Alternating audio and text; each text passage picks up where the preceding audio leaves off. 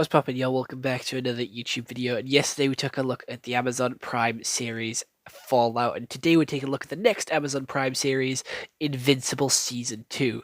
I don't know if I did a review on Season 1, but we're taking a look at Season 2 as that is the newest season, and it was so fucking incredible. It is 8 episodes, an hour long each. It is on Amazon Prime, one of my personal favorite streaming services, because it is just so good with everything that you get included with it: music, books, free delivery, cheaper items, and a load of good TV shows like Fallout and Invincible, hitting back to back with absolute bangers of series. I genuinely cannot wait to see what Amazon do next, because these two need like a season 2 and 3 ASAP. I need Invincible season 3 and I need Fallout season 2 like as soon as possible. I don't want to wait like 3 years. I want it now. I want it right now. I can't wait 3 years. However, as we always do in our film reviews and show reviews, we have to take a look at what Google says about this series. So, it has an 8.7 out of 10 on IMDb and a 99% of Rotten Tomatoes, so it is practically near fucking perfect, which I do agree with.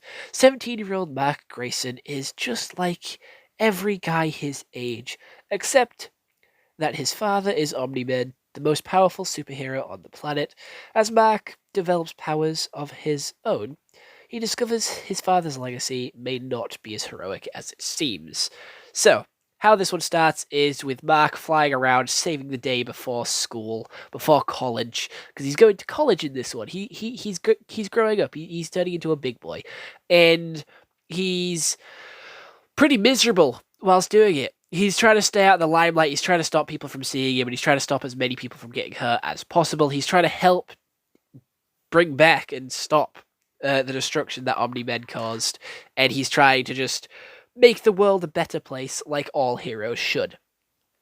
And he ends up going to college. We see his mum really upset as well, and he's constantly going to space in this season. He ends up getting back with Cecil, like joining his team again, like not being an official Guardian, but still being there. And we see an alternate dimension of Invincible, which is currently destroying. I assume they live in New York, just out of pure guess. And we see him destroying it with his father, so this alternate dimension is where he teamed up with his father. And we see an apocalyptic version of Atom Eve, and we see this guy who can travel dimensions come to our dimension to rescue the two blue brothers. We then have him destroy the machine that they built, which sends sort of lovable scientist across dimensions and kills most of the Mauler brothers, most of the Mauler twins that showed up for this fight. We then have him getting upset that he ended up killing people. Cecil tells him that it's a win. We then have him go to space to save a load of bug people, which is where he meets his father again. He fights 3 Viltrumite soldiers with his father. His father gets taken and sent to be executed, and he takes his little brother from the bug people and helps rebuild them. He then comes back to Earth 2 months later. He then has a little bit of a struggle.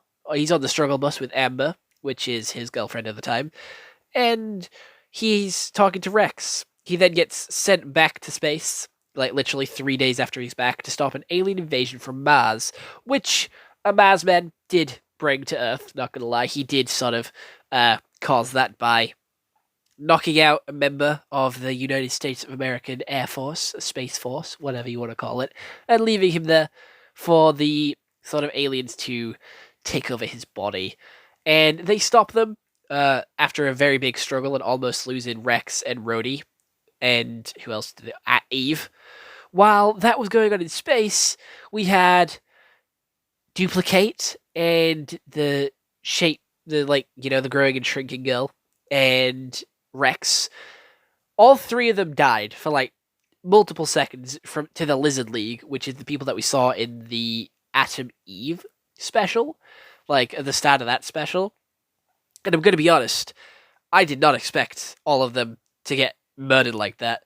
She tried to do an Ant-Man and grow inside him and explode him, dead. Kate got slammed into her clone and died, and then Rex got shot in the back of the head.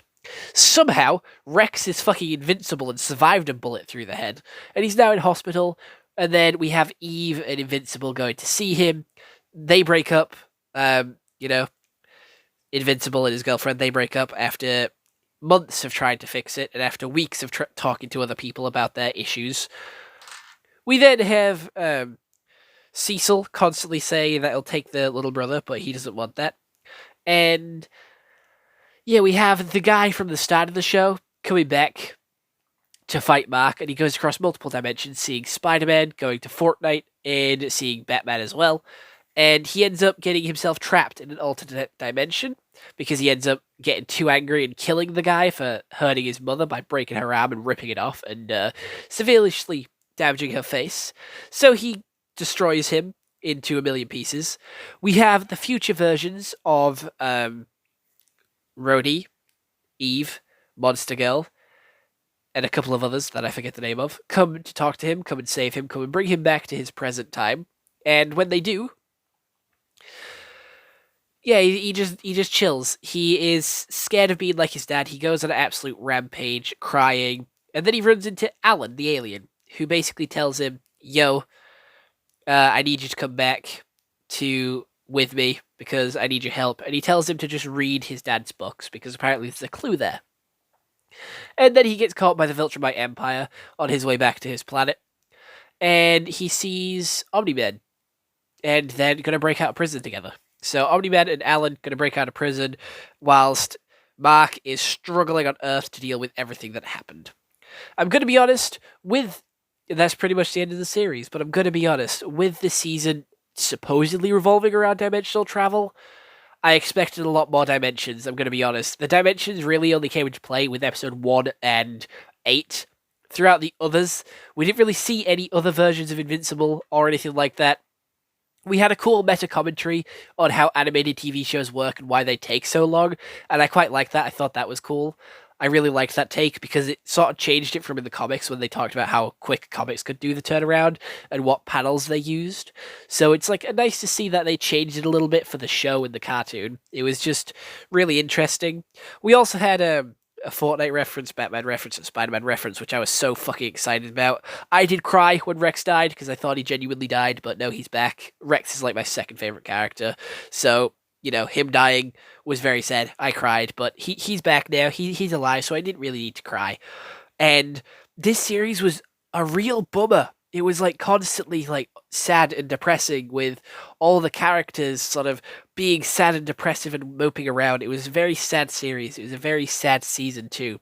We had Mark struggling to deal with his dad and like all the destruction that he caused and blaming himself.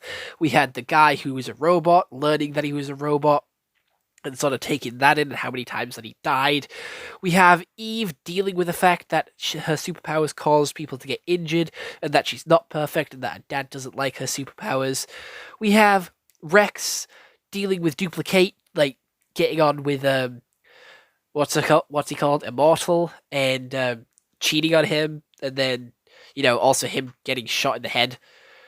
We have so many characters being so miserable and mopey all the time, and I'm not blaming them for it. It's normal for them to feel like that, and it's good representation. It does show like the human side of superheroes, which we're getting to see a lot more of now, but we didn't get to see a lot of before. And I feel like Invincible is always a good example of like the best superhero show because we see consequences of their actions. Like in the MCU, the only consequences we see is in Captain America Civil War when they're signing the Sokovia Accords. That is consequences to their actions. Where here, we see Mark and Omni-Man and Eve constantly like rushing in to help or destroying things, and then they're getting the consequences for it. They're getting the backlash, the trauma, the issues from killing people, nearly killing people, or getting things wrong. And then they always have their friends by their sides to pick them back up again, like Rex, who is definitely changing for the better. He was a bit of an asshole in season 1, but I do still like him. And he is definitely changing for the better. He is dealing with his own issues, but he's helping others where he can. Like he's talking to Mark and talking to Eve, and he manages to talk them both back into being superheroes. He managed to talk them both back into using their powers and to stay on their feet and to stay, stop being so blue, which is good, but they constantly need this reassurance because all the things that's happening around them is going wrong. Like Mark and his girlfriend, he doesn't have many people to talk to about that. So he goes to talk to his tailor, which I'm going to be honest, is probably super fucking pissed at him with the amount of times his costume gets destroyed in this season alone, every time he's in a fight, his goggles shatter. He really needs to rethink that design flaw because any one of those shards getting in his eyes, he's blind. He's fucking blind. He got uppercutted and his fucking goggles broke. He got punched. His goggles broke. His goggles are constantly breaking and constantly fucking getting destroyed. I think they like that animation. I'm going to be honest. They constantly use that animation with the goggles shattering. I didn't go over everything in the series because I do want you to go watch it for yourself because it is such a fucking good series. It is so incredible. It is one of the best animated shows that I've seen in a while, and I've been waiting so long for the entire series to come out so I could binge watch it, and I did. I took it all out in one day. I took both of them out in one day, like this and Fallout. However, I am going to give it a 10 out of 10. Again, it is another perfect series. I do not have any flaws for it, other than I would have liked to see more dimensional travel. However, I do believe that is coming in Season 3 with the Invincible War, which is exciting to see. We're going to see multiple Invincibles all fighting amongst themselves, and that's going to be an amazing Season 3. Who doesn't want to see that? Who doesn't love that? But other than that, there isn't much else to talk about here. It's a 10 out of 10 series. Go watch it yourself. And if you do want me to do any other things on Invincible, please do let me know. I do think I have another Fortnite game mode lined up, and I have some LEGO customs lined up as well. So do stay tuned for those over the next coming days, coming weeks, whatever, whenever I do decide to post them. But I'll see you all next one. Hope you'll have an excellent day, and goodbye. Stay home and stay safe.